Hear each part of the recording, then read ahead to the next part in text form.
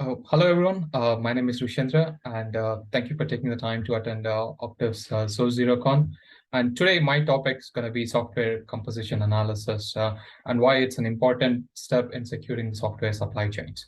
So, software composition analysis is a security and compliance practice that involves analyzing and managing open source and third-party components used in software applications. So, it aims to identify and mitigate potential risk associated with using those components. And also there is aspects of license management, code quality concerns, and other issues that can be identified with software composition analysis.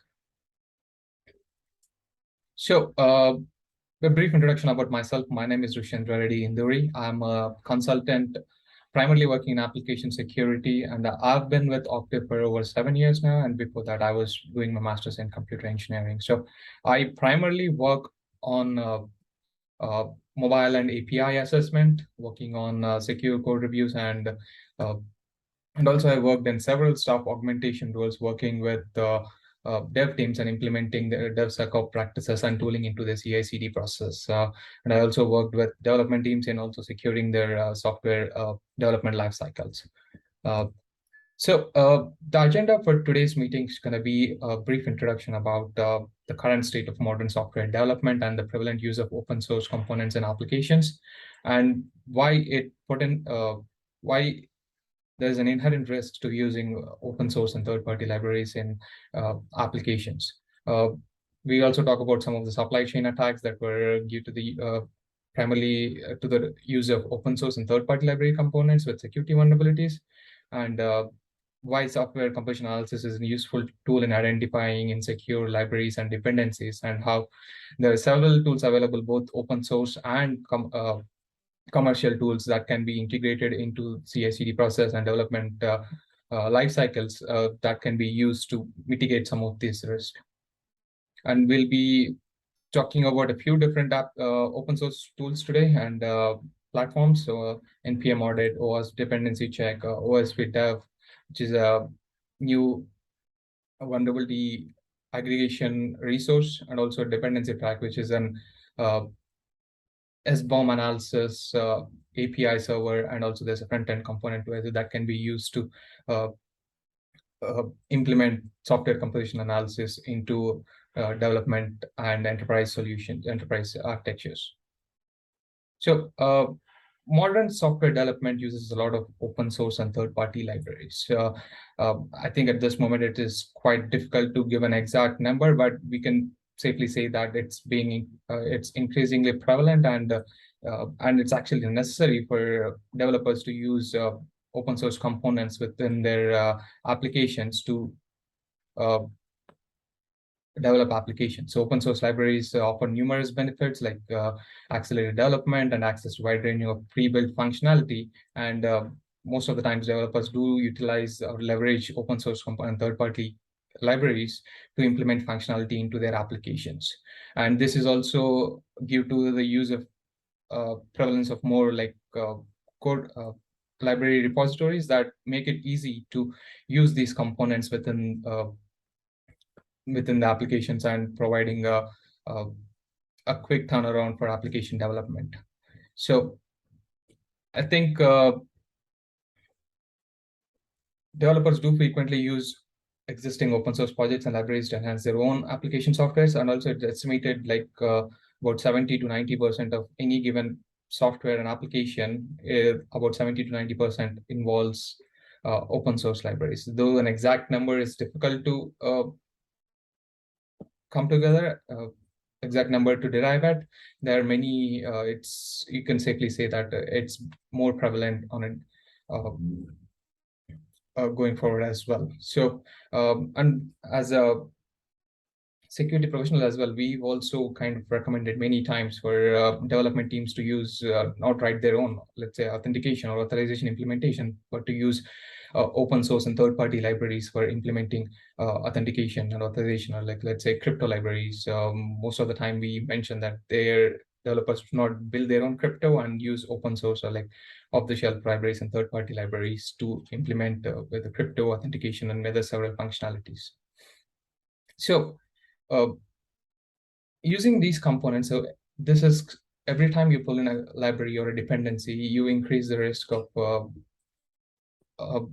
risk to the application, right? So many applications uh, are not necessarily validating which open source or like which third-party library they're pulling into their applications. So this provides an inherent risk to the application that the teams are building. So that's why I talk about like the importance of securing the software supply chain. So software supply chain in general refers to the process of creating, assembling, and delivering software applications, systems, and various stages involved in development, distribution. So it's just not one step. So like software supply chain includes uh, a whole stages. So let's say development, building and compilation, packaging and distribution, deployment, installation. So all these aspects that touch uh, uh, an application from being developed to being deployed, all these come under software supply chain. So as I said, it encompasses the flow of software component dependencies and artifacts from the initial development all the way to development and maintenance. Giving a few examples of software and supply chain compromises. One of the most recent one and most famous one is Log4j, where uh, a vulnerability in the Log4j library like left millions of applications vulnerable to arbitrary code execution. And there's an example of third-party libraries hosted on NPM that were downloaded into applications that had reverse shells, data mining functionality, and also like a crypto mining functionality within them without the uh, developers being aware of what's within the libraries that they're pulling into their applications. Another example is the struts2 remote code execution vulnerability that was caused for the many compromises and significant breaches of many applications in the world. And that's the reason why like use of vulnerable and outdated components is mentioned as number 6 in OWASP top 10, and it was number 20 in OWASP top 2017. It was number 9, and it has been upgraded to number 6 now, and it was the number 2 consensus among like that's the within the OWASP survey that it had many of the security professionals were concerned about. So what are the steps that are involved in hardening the software supply chain? Like we might be talking just today about just the software composition analysis just from a security standpoint, but there are many steps that are involved in hardening the software supply chain. That includes securing the source code review, securing the source code, which involves doing source code review and trying to identify vulnerabilities via static analysis, and also securing the materials. This is what the primary focus of this presentation is going to be, like trying to understand the libraries and dependencies that are pulled into the application and how, if they're secure or not. So having that, like securing the materials and having right software composition analysis tool and implementing those processes in software development life cycle is an important step. Other steps include securing the build pipelines, securing the artifacts, and also securing the deployments, which is an essential step in all these essential steps that are required to harden the software supply chain. Talking about the risk in open source and third-party libraries. So every time an open source third-party library is pulled into an application code base, there is a potential vulnerability and risk associated with it. So the common risks that are associated with using open source and third-party libraries are like security vulnerabilities. We talk about like lack of maintenance and support, like outdated components and compatibility issues, license compliance, and code quality and reliability issues. So all these are in risks that are involved with using open source, and so having a good software composition analysis tool and processes is a very important step in securing your supply chain. So this is another infographic that I found from the Linux Foundation, which talks about the different the need for more and better open source security, and also software composition analysis tools that provide the necessary capabilities for security teams and as well as the developers to integrate and use them.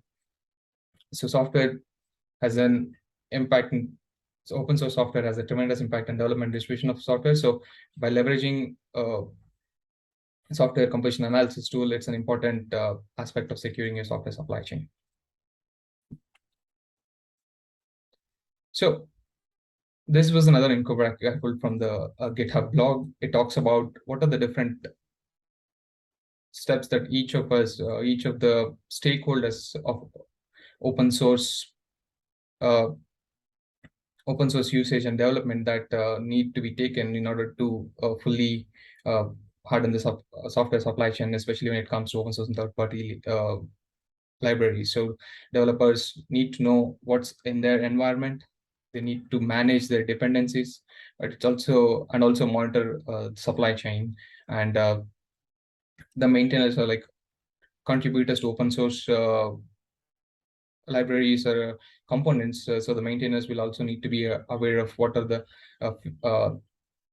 vulnerabilities are within their open source libraries and work on fixing them. So also there's role of security researchers who review and research some of these libraries to identify security risk. So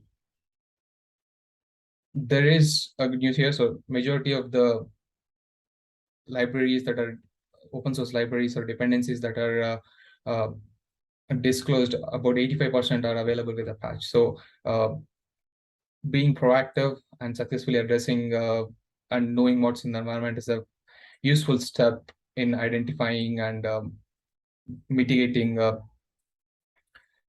security vulnerabilities through open source and third-party libraries. So it's just the developers who are working on the using software open source. It's also the roles and responsibilities of the security teams to provide the right tooling to be able to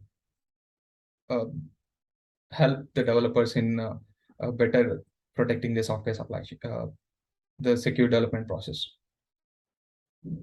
So this is the primary reason for the talk: software composition analysis. Software composition analysis, as we talked about, is a security and compliance practice that involves analyzing and managing open source and third-party library components in a software application. So SCA tools scan the software's dependencies and try to identify any vulnerabilities, license issues, code quality concerns that are available, that are present in the libraries that are used in the application. So how does a typical software composition analysis tool works? Is try to examine the different software packages. The package, it will try to analyze the source code, and using various scanning techniques tries to identify what are all the different components that are available in source code. So this involves either scanning the manifest files, like the POM XML files, or like a package.json files, or like it could be many other analysis that are involved in trying to identify what are all the different open source and third-party libraries that are available. So any typical SEA tool will have like manifest scanning and different approaches to trying to identify what are all the components and that are available within the application. So that the typical SEA tool would try to analyze this, try to match it against a vulnerability database. So each tool will have their own way of gathering and trying to build a list of vulnerability database and try to compare with what's being identified versus and like what are the vulnerabilities that are associated with those particular identified library and its version. And any SEA tool will be mapping those to various reporting formats that can be consumed easily by the different tool, or just that can be used by security research, security teams and developers to identify what are the security risks and security vulnerabilities that are applicable to a library and its version. So this was a list of currently available commercial and open source SEA tools, and this is not an exhaustive list. This is some of the commonly used ones that I have that are available right now. So component analysis, and especially software component analysis, there are many tools available. So it's important to identify which tool is most suitable for a specific use case, and that use case varies depending upon the organization, the team that using, and the also the development ecosystems that the teams are using to develop their application. So in order to fully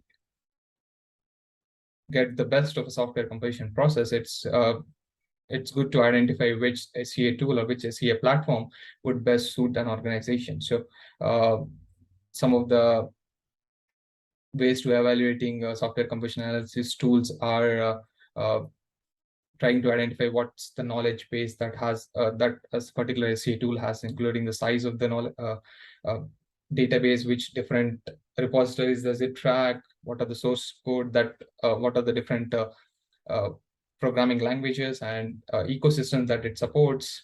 There are different and like different packages, and how does it identify, or what are the detection capabilities that it have in trying to identify all the different components that are present in a code base. So there are different sorts of detection methodologies. There are source code scanners which look at actual source code, binary scanners, snippet scanners, and dependency scanners which look at the dependencies that are defined through a package of JSON file or different ways of package management.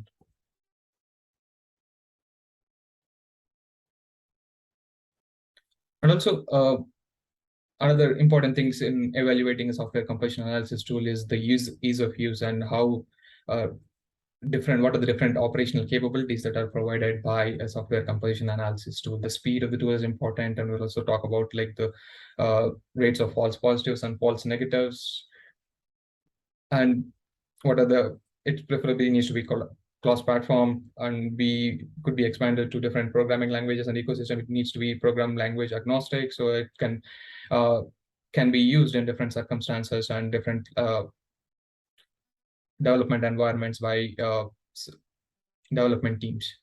And also we'll talk there are integration capabilities. What are the different integration capabilities that are provided by a software composition analysis tool?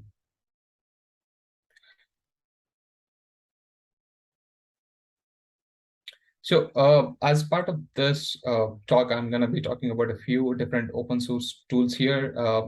NPM Audit, which primarily works on like a Node NPM project, OWASP dependency check, which is more of a cross-platform, SCA tool, or OSP dev, which is not a software composition tool per se, but it's a vulnerability database which tries to provide a uniform schema for different a vulnerability database that can be utilized. And also we'll talk about dependency track, which is an SCA platform, and that can be used in more of an enterprise setting. So NPM audit tool is provided by NPM CLI, which you can directly integrate into any Node.js development environment, and the developers can get a quick snapshot of what are all the vulnerabilities and libraries and vulnerabilities that are associated with the libraries that are present in their source code. So it's a CLI tool. The NPM audit command submits a description of the different dependencies configured in the project to the default repository, in this case NPM, and asks for a report of known vulnerabilities. If any known vulnerabilities are found, the impact and the appropriate remediation will be calculated, and if a fix argument can be applied to it to install the patched version of the library. And the command will exit with a 0 if there are no vulnerabilities identified, and you can also define how much severity to be defined for it to verify against.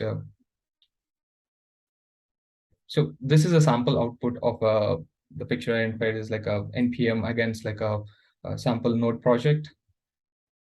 So NPM audit also provides you a different configuration within its different flags that you can be applied for the CLI tool to configure it accordingly. So you can define the audit level, which would be like moderate, high, or medium, depending upon the risk profile of the application. And you can also audit level parameter, you can specify the minimum vulnerability level that will cause the command to fail. So I'm going to give a brief presentation or like a quick demo or for this for the NPM audit.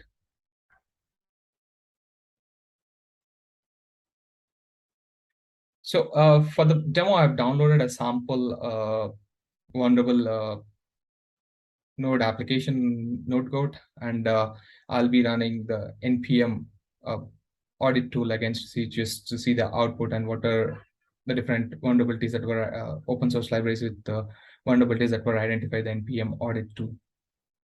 So when you run the npm audit tool, it looks at the package JSON file and tries to identify the different libraries and match it against the advisory and see what are the libraries and which have vulnerabilities against them. It also lists, you can see that like what's the type of vulnerability that it identified, and also the uh, GitHub advisory that's associated with that particular vulnerability. And this, in case you can, with the JSON flag, you can output the npm audit results to a JSON file.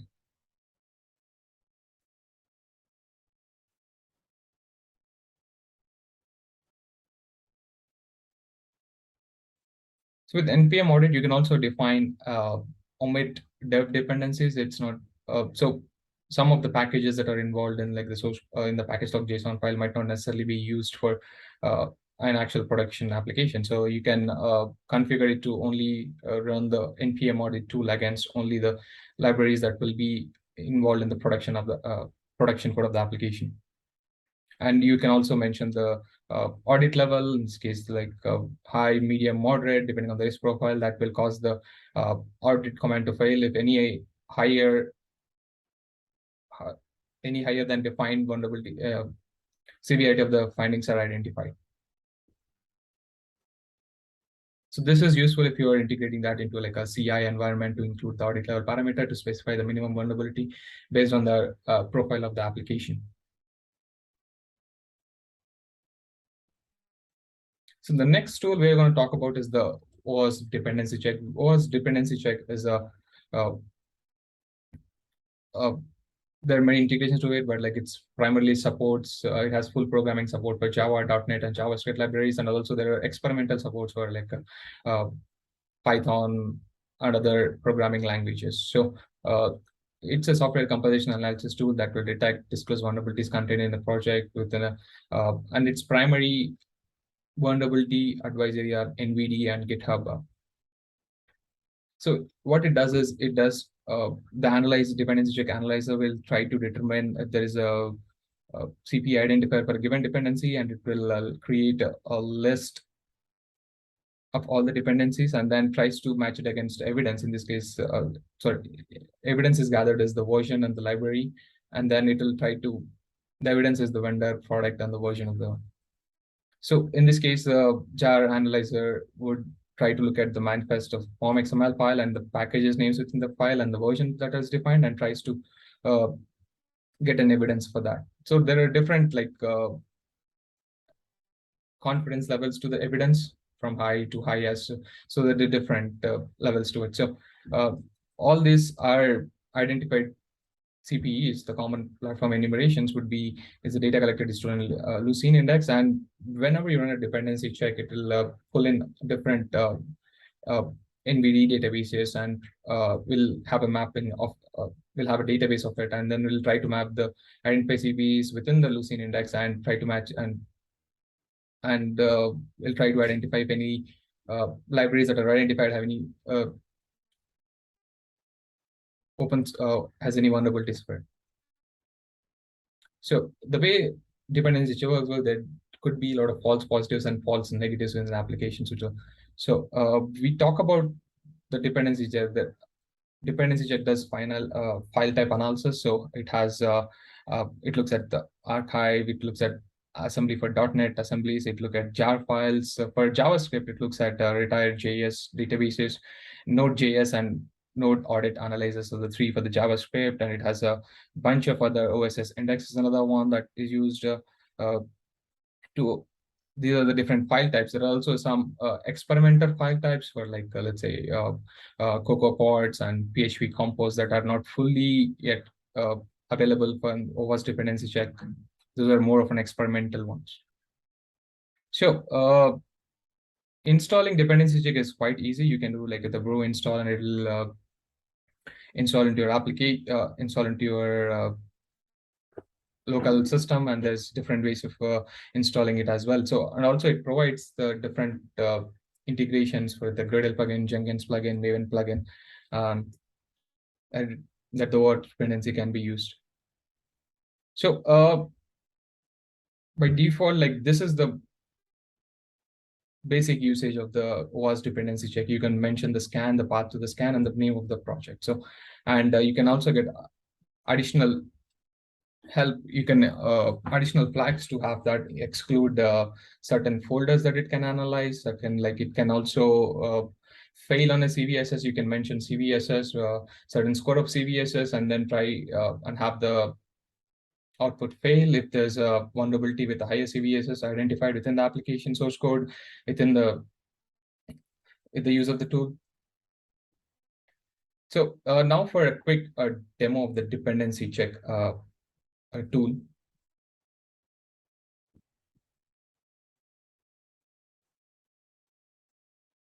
So this is as easy as installing brew install dependency check. I've already had the application installed on my system, and we are gonna scan the previous node code application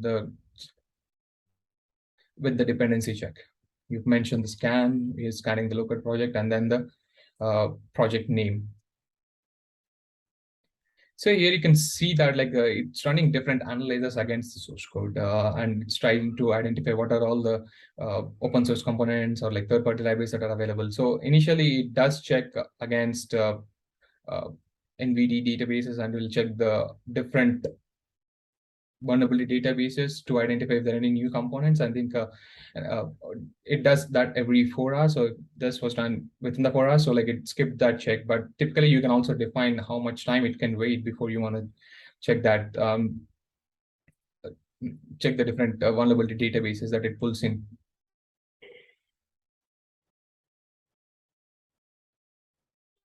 So as you can see, it's running the different packet analyzers, Node.js analyzer, the NVDCV analyzer, Node audit analyzer, and it's looking at the application. By default, it will output an HTML file, and this is a JavaScript core. So we are primarily Node.js and Retire.js and Node audit were the primary analyzers that were used for identifying for this application. So this is how a typical report of output for a OAuth dependency check application would look like. You can see it references like what are the identified dependency and its version. You can go to it, provides you link to the different version. You can also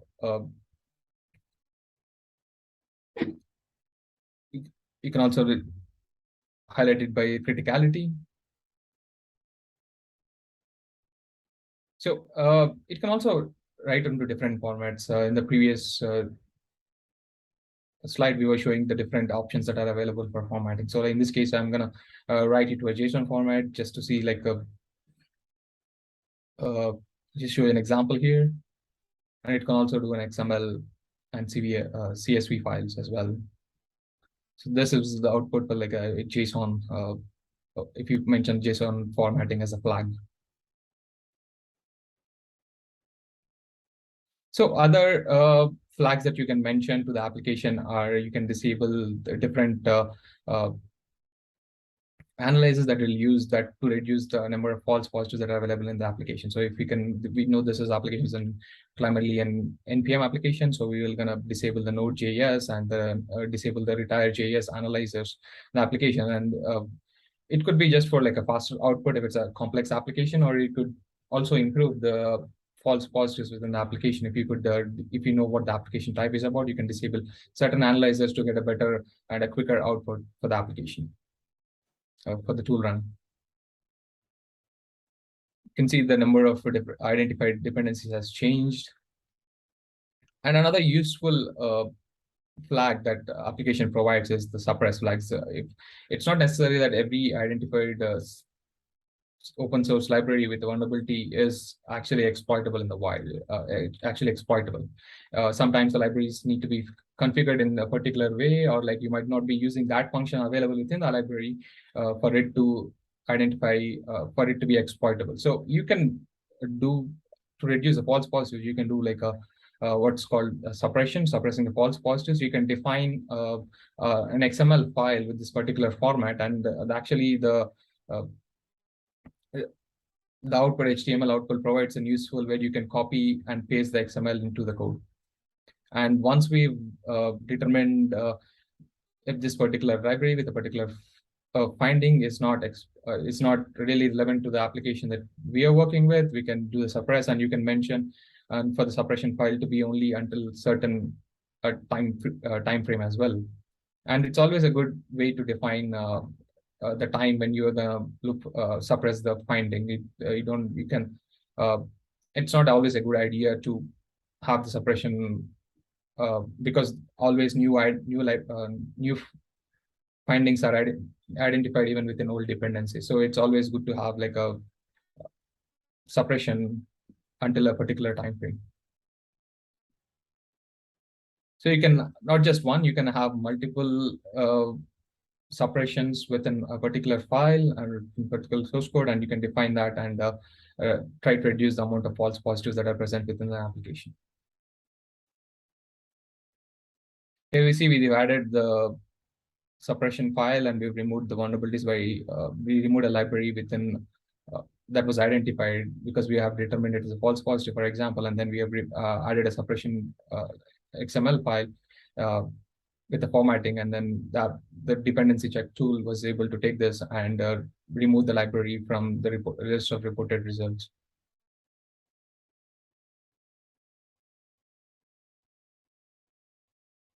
So just closing the loop on the dependency check configuration. So these are the different configurations that you can provide to the dependency check tool. You can exclude different folders that it will scan against. You can exclude formats.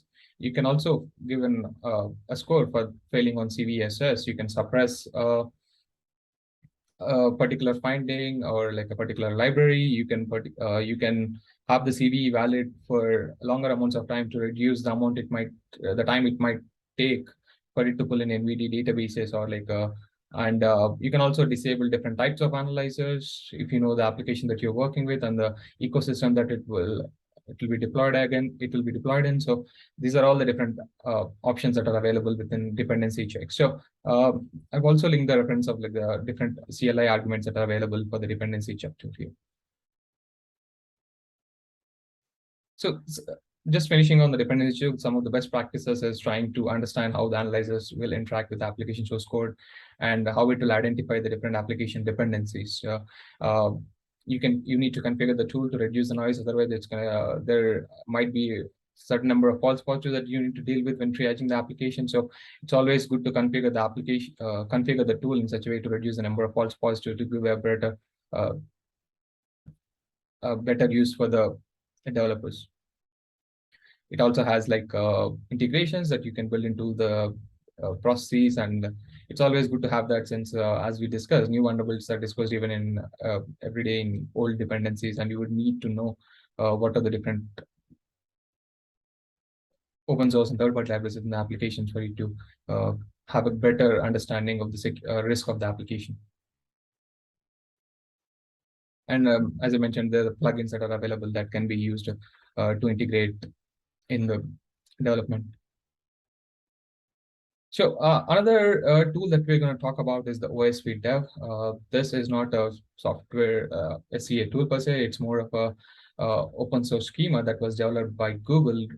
This has been it's quite new. Like I think it has been out in the open only for the last couple of years. So what it tries to solve is having a uniform schema for different vulnerability databases and ecosystems. So there are many databases, but there's no standard interchange format for the vulnerabilities to be defined in. So with this, what the tool OSV dev tries to do is try to remain a vulnerability database and triage infrastructure for open source projects aimed at helping both open source maintenance and consumers of open source, and try to it works as an aggregator for aggregator vulnerability databases that have adopted the OpenSSV vulnerability format. It also provides a useful API for guiding against the vulnerability databases, against the aggregated database of the different vulnerabilities and different ecosystems. So this slide shows the different ecosystems that are currently integrated into the OSV dev. So this is by open source consumers can query using the open source dev API to find the vulnerabilities in their dependency. If they know that there's a particular dependency within the application, they can query to the API to OSP dev with the API that's provided to see if there are any vulnerabilities that are within the application that are associated with that dependency. And also the maintainers of the vulnerability database can use this OSP format as well. So these are all the different ecosystems that are currently covered by OSP dev. So currently there's an OSP scanner that was released last year in December, which is an provides like a command line tool that you can interact with that will query the OSP database. So installing it is quite easy. You can just go install and it will the OSP scanner will pass the log files as bombs and also look at the Git repository, determine all the project's dependencies, and it will query these dependencies are matched against the OSP database via the OSP dev data API, and known vulnerabilities that are identified particular dependency are written in the output. So this is like the simple usage would be like you mentioned it. OSP scanner will recursively search the path that you've defined that you've provided and tries to identify all the dependencies and query against it. And you can also ask the OSP scanner to scan a particular SBOM or a log file. So a quick demo of the OSP scanner. So this is like the current resource information for OSP dev. You can look at like these are all the different ecosystems that are currently have open source you can use against you can use OSP dev with. These are like if you're working on all these one of these ecosystems, you can use OSP dev.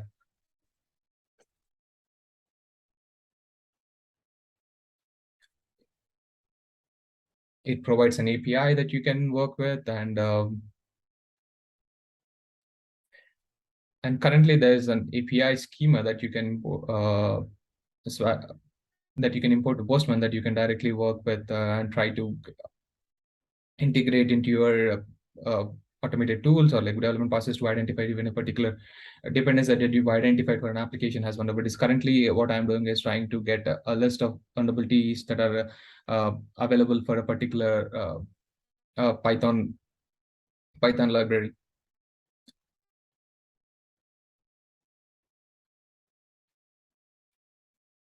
So the command line tool OSP scanner, you can scan it recursively, and currently it has identified quite a number of packages, so it's going to be a little while before there's it will output some results to the application. But going to the FAQ is a useful resource here. This application, this OSP ecosystem, OSP infrastructure is quite new, so but it's going to be more features are going to be added to it going in the future. So these are some of the current covered ecosystems.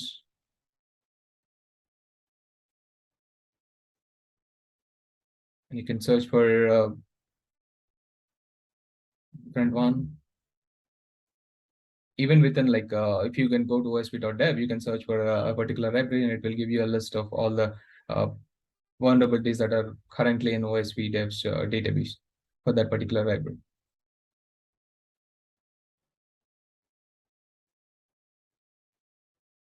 This is using the OSP scanner, some information about OSP scanner here. And it will also take in log files and SBOM files as an out, and it can read and try to, it will query the libraries and dependencies within the SBOM or log files and will provide an output results. So this is an output of SBOM, like the OSP scanner reading an SBOM file and providing the. So the final tool that we're going to talk about today is the dependency track. So dependency track is an OAuth platform, open source continuous SBAM analysis platform that allows enterprises to identify and reduce risk in the software supply chain. So dependency track monitors component usage across all platforms, and it is more of an API first approach, and it's useful for automation and CI/CD environments. As we're talking about, the API server is like an embedded Jetty server, and it has all server-side functionality. And there is also a front-end portion of it, and that runs as like usually a separate Docker that you would deploy, and that's where the user would log into the application and try to do the SBOM analysis. So This is an overview of the dependency track platform. Dependency track consumes Cyclone DX, and it has integrate Cyclone DX formatted SBOM files, and then it does vulnerability intelligence. It integrates with the various data sources, and also has supports many different language ecosystems, and it also integrates with some notification platforms, and it has API integration and vulnerability aggregation integrations to different various tools. So overview of the dependency. So dependency track consumes and produces like SBOM, Cyclone DX SBOM file, which is the OAuth standard SBOM file filing format. And it has component support for many, just not just applications. It works on frameworks, operating systems, containers, firmwares, and it has there's identification of multiple risks, including vulnerability and license compliance risk, and it integrates with many NVD, GitHub advisory, snake analysis, and essentially it does support a quite a few different language ecosystems, and it's programming language agnostic. So it's an API first design, so it's easy to integrate with, and some of this we're going to see in the demo that we're going to present. So this is the documentation. So to get started, like you can run the dependency track application locally, and then you can use the commands that's shown here, Docker, and you can get started quite easily with OAuth dependency track. So to get into the demo of the application, so this is like the official website for the dependency track application. As you can see, there's vulnerability detection, impact analysis, and multiple other functionalities that are available within the application. So this is the GitHub page of the applications where you can download the code and install it in your enterprise environments or on the system locally. We'll look forward here. So this is the documentation of it does go in depth and tries to provide all the aspects of the dependency stack platform. The easiest way to get started is to do like a install Docker and run the Docker containers that are relevant to the both the front end and the API server. So it integrates with 1DB and NVD. It has, as if you see, there are multiple different data sources that integrates with. This is the UI that I've already run the Docker images, but both the front end and the API server. The API server is running on 8081. You can see there's like a local sample SBOM file and like a Swagger JSON Postman Swagger file that I've been uploaded to Postman. And for this, we're just gonna demo. We can just use the put SBOM file for showing a demo of the application. So there's a license component analysis. Like this is the administration page where you would configure various aspects of the server, and you can have different analyzers enabled, disabled. For vulnerability resources, the first time you will have to, for the GitHub advisory, you will have to add personal access token, and then for automation, you need an API key that you can define in the term. We have defined like a sample team name for automation with an API key that we're going to use in the Postman. And then this Postman we have uploaded here. We would need to generate the SBOM, and the SBOM needs to be in the base 64 format. You can see that we've generated at here, and I'll be uploading that using the put API request and to the API server, and we can use the front end UI portion to perform analysis on the application. So back to here, this is like you can see that it shows the various components that have been identified in the SBOM that was uploaded, and you can see different dependency graph that it lays out, shows you the dependencies, the transitive dependencies present within the uploaded SBOM. You can see the audit vulnerabilities, and you can do quite a bit of triage analysis as well here. So